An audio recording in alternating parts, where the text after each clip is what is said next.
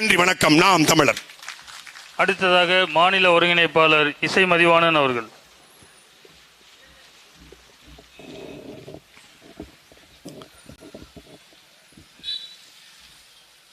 விக்கிரவாண்டி இடைத்தேர்தல். ஆனா விக்கிரவாண்டிக்குள்ள பரப்புரை பண்ணலான்னு பார்த்தா விக்கிரவாண்டியில யாருமே இல்லை. பாக்குறெல்லாம் என்னை மாதிரியே வெளியூர்காரனா இருக்கான். அவனுக்கும் ஓட்டு இல்லை, எனக்கும் ஓட்டு இல்லை. ரெண்டு பேரும் யார்டா ஓட்டு கேட்கறா, ஒரு ஆளையும் காணோம். நாங்க இன்னைக்கு காலையில இருந்து அலைஞ்சிட்டோம், மதியம் வரைக்கும் ஆளையே பார்க்கல. நாங்களும் ரோட்ல பேசிட்டே வந்துட்டோம். சரி, மத்தியானத்துக்கு மேல கூட்டத்துக்கு போறதுக்கு முன்னாடி ஒரு 2 மணி நேரம் இருக்கு, போயிட்டு வந்துடும் பார்த்தோம். அப்பதான் அடிச்சது லக்கி பிரைஸ். மக்கள்லாம் எங்க இருக்காங்க அப்பதான் கண்டுபிடிக்கிறோம். இவங்க காலையில எங்க ஒளிச்சு வச்சுதான் தெரியல, சாயங்காலம் ஒவ்வொரு வார்டா உட்கார வச்சிருக்காங்க. மொத்தமா டென்ட் அடிச்சு பந்தல் போட்டு அப்படி சேர்லாம் போட்டு நம்ம ஆள்ல உட்கார வச்சிருக்காங்க.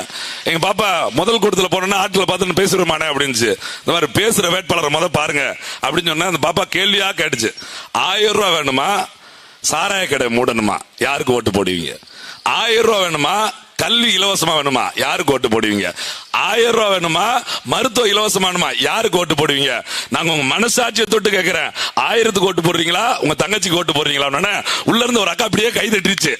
அடுத்தான் பாருங்க, அங்க இருக்க திமுக காரன் போன் எடுத்து ஏதோ காதுல வச்சான், யார்ட்டையோ பேசுறான் பாருங்க நினைச்சோம்.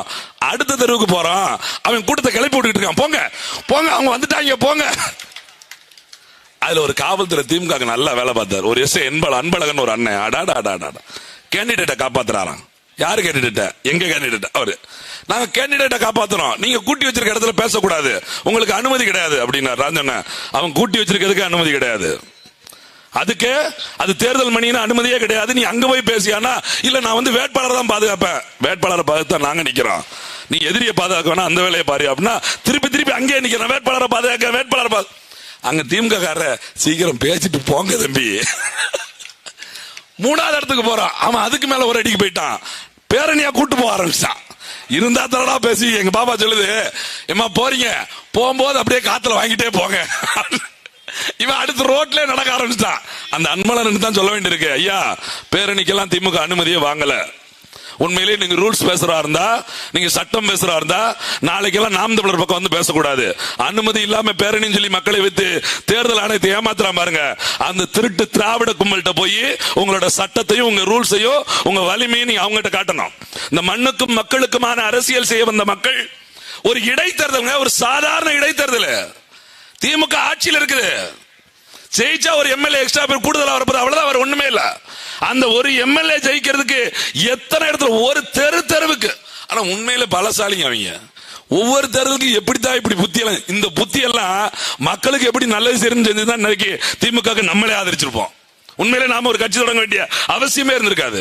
எப்படி மக்களை ஏமாத்துறது, எப்படி மக்களை திருட்டுத்தனமா வைக்கிறது, அவங்க எப்படி ஓட்ட திருடுறது, ஒவ்வொரு தேர்தலுக்கும் யோசிக்கிறவன் அதை மக்களுக்கு எப்படி நல்லது செய்வது அப்படின்னு நினைச்சிருந்தா அந்த இந்த இடத்துல நாம் தமிழர் இருக்க வேண்டிய அவசியமே வந்திருக்காது.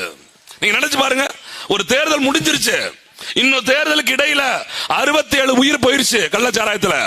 67 உயிர் போனதுக்கு பின்பும் அதே சாராயத்தை கொடுத்து மறுபடியும் உட்கார வைக்காங்க. கேட்டா இது கள்ளச்சாராயம் இல்லைங்க, கலைஞர் சாராயம். எது? டாஸ்மார்க்ல வாங்கினதான். எப்படி கள்ளச்சாராயம்? கள்ளச்சாராயம் குடிச்சா 10 லட்சம், உங்க கலைஞர் சாராயம் குடிச்சு இது வரைக்கும் 2 லட்சம் பேர் செத்து போயிருக்கானே, அவனுக்கு என்ன குடுத்தீங்கன்னு கேட்டா ஏதாவது பதில் இருக்குதா? ஏதாவது பதில் இருக்கா? யோசிச்சு பாருங்க. அப்ப விக்கிரவாண்டியில் இருக்கிற மக்கள் தான் புரிஞ்சிடும். 10ஆம் தேதி வரைக்கும், அதுவும் 8ஆம் தேதி மாலை 5 மணி வரைக்கும் தான் இந்த டென்ட் எல்லாம், அந்த சேர் எல்லாம், அந்த வெள்ளை வேட்டி வெள்ளை சட்டை, அந்த வெள்ளை காரு, அதுல நம்மளால ஒரு படிக்கு மேல வெளியூர்ல இருந்து இங்க வந்துட்டு, அண்ணாச்சி சாப்பிட போற இட்லி வாங்கிட்டு வரணுமா, டீ சாப்பிட்டீங்களா, வடை வாங்கிட்டு வரவா, அடே அப்பா. நான் ஒரு அக்காட்ட சொன்னேன், ஏங்க உள்ளூர்காரன் போய் வெளியூர்காரன் கேட்கறான், அப்படிதான் கேட்கறாங்க தம்பி, கூச்சமா இருக்கு அப்படிங்கிறாங்க. இவங்க என்னவா சொந்தமா மாமா வீட்டுக்கு போன மாதிரி, மச்சா வீட்டுக்கு போன மாதிரியும், போற பக்கத்துல வடை வாங்கிட்டு வரவா, டீ வாங்கிட்டு வரவா, ஏரியாவை பிரிச்சு உட்காந்துக்கிட்டு. எங்க ஊர்ல இளவு வீட்டுல அப்படிதான் உட்காருவாங்க, ஒரு 16 நாளைக்கு போட்டுட்டு உட்காந்துட்டு சீட் வாங்கிட்டே கிடப்பாங்க. என்னன்னு கேட்டா, துஷ்டி வீடு தம்பி, வேலைக்கு போக கூடாது தம்பி. இப்ப அப்படித்தான் இருக்குது. இது இடைத்தேர்தலா? ஆமா, இது துஷ்டிக்கு தான் இடைத்தேர்தலோ, இளவுக்கு தான் வைக்கிறாங்க, செத்ததுக்கு தான் வைக்கிறாங்க. அதெல்லாம் ஒண்ணுதான். நல்லா எங்க நண்பர் துரைமுருகன் சொன்னது போல, அவங்க நாளைக்கு சாக போறோனே வேட்பாளர் நிப்பாட்டி தேர்தலை இடைத்தேர்தல் ஆக்குறாங்க. நாங்க நாளைய தலைமுறைய வேட்பாளரை நிப்பாட்டிருக்கோம். யார் கையில் அதிகாரத்தை கொடுத்தால் அந்த அதிகாரம் மக்களுக்கானதா இருக்கும் அப்படிங்கிற நம்பிக்கையோட விக்கிரவாண்டி தொகுதி மக்கள் தெளிந்து புரிந்து ஒரு வாய்ப்பு தமிழ்நாடு முழுக்க உங்களுக்கு வேலை செய்து தமிழ்நாடு முழுக்க உங்களுக்கு வேலை செய்யுது. தமிழ்நாடு முழுக்க உங்களை பார்வையிட்டுக்கிட்டே இருக்கு. நீங்கள் இந்த தேர்தலில் செய்ய போகிற மாற்றம் 2026 ஒரு மாற்றத்திற்கு வழிவகுக்கும் என்று கூறி வாய்ப்புக்கும் வாய்மொழிக்கும் நன்றி கூறி நன்றி வணக்கம். நாம் தமிழர், நமது சின்னம் மைக் சின்னம். அடுத்ததாக மாநில ஒருங்கிணைப்பாளர் ஹுமாயூன் கபீர் அவர்கள்.